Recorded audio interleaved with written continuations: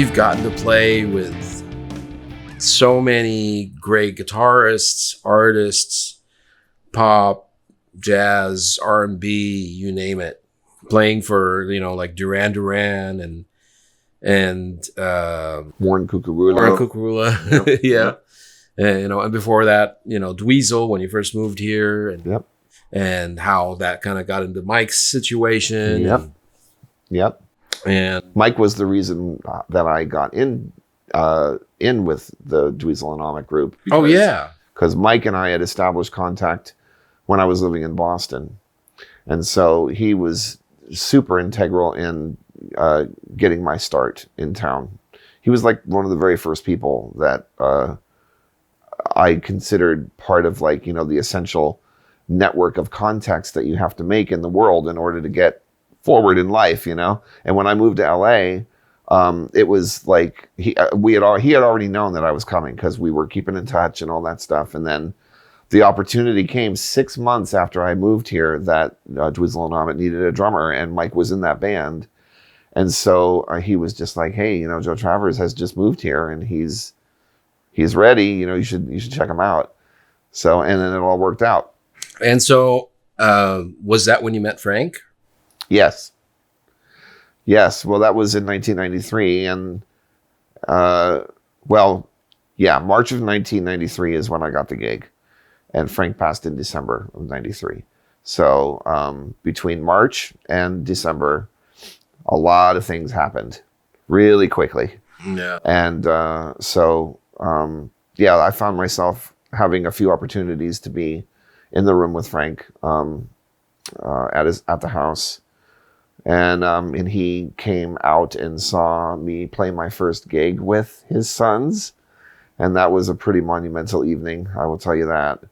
For me to be able to get the prime gig that if anyone would have asked me, what do you want to do? What's the top of the list? And I would have told them immediately that it was playing with Dweezil and Ahmet. That's like that's the band that I would have wanted. And a lot of that was because Frank was my hero, of course. So, yes, I did get to meet him. Yes, I kind of was like one of the last people to kind of come into that family and be a part of what was happening in that world at that time. And it was an unbelievable experience. And then it led to me being the Vaultmeister. So it's been a crazy, crazy ride. I'll tell you that. Yes. Been a great ride. Yes. But, there's been, thankfully, while I've done the Vaultmeister thing, getting back to who I've played with, it's like, I seem to have gravitated to play with a lot of guitarists in my career, between playing with Eric Johnson and playing with Joe Satriani and playing with Dweezil and Warren Cuccurullo and Mike Keneally. And then, Steve Vai was kind of in there a little bit with Zappa Play Zappa and all that stuff. It's like, I just seem to be that drummer that kind of mixes well with being with the guitar dudes. Guitar players like you. Yeah.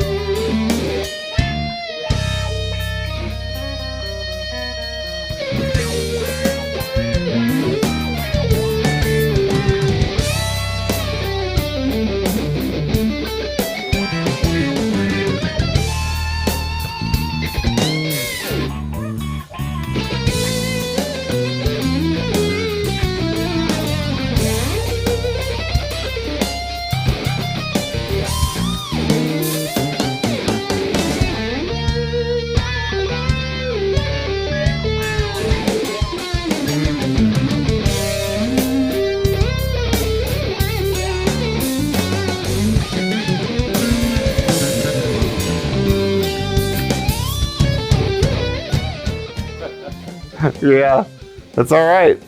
That's awesome. I like playing with guitar players. We connect, right? We connect a lot, for sure. I can't tell you how many great moments we've had on stage where I would just be looking at you and have smiles from ear to ear. Just because it feels really good right there. Yeah, it's so great. It makes it all worth it. Yeah. So what was it like to play with, like Duran Duran?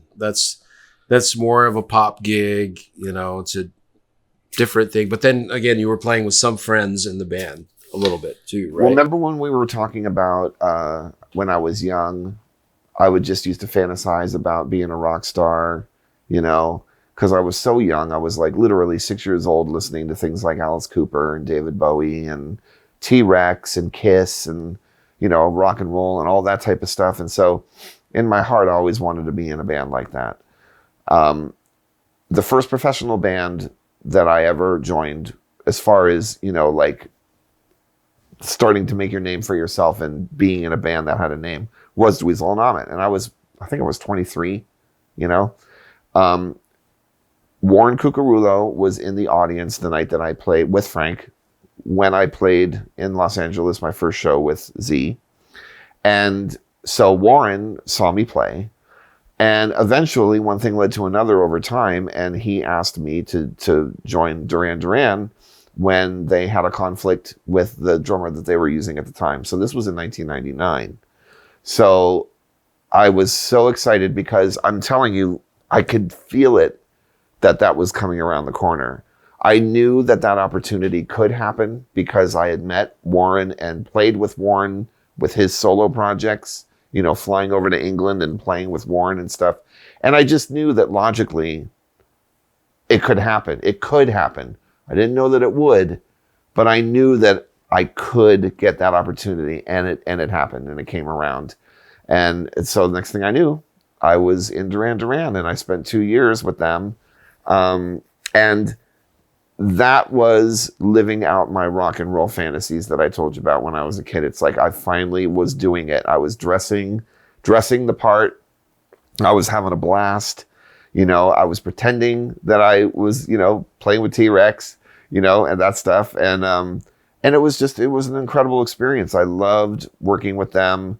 It, you know, had its ups and downs, but overall, when I look back on it, it was just an incredible experience for me. And I'm glad that I was given that. That's another gift, like to be in a band of that stature, who is revered by its peers, and to, you know, they're legends, and to just have that opportunity to, you know, travel the world, play really great music, and be in a band that's very largely recognized, you know, legendary.